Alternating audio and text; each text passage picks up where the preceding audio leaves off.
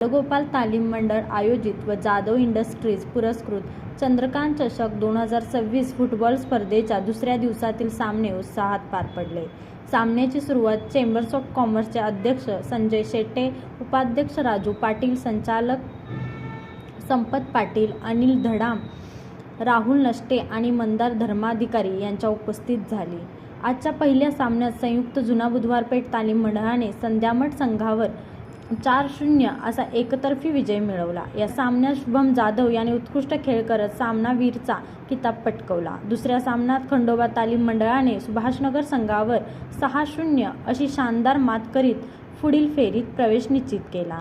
या सामन्यात शायर यस याला सामनावीर म्हणून गौरवण्यात आले. सामन्यानंतर अध्यक्ष संजय शेट्टे यांच्या हस्ते सामनावीर खेळाडूंना पारितोषिक देऊन गौरव करण्यात आला.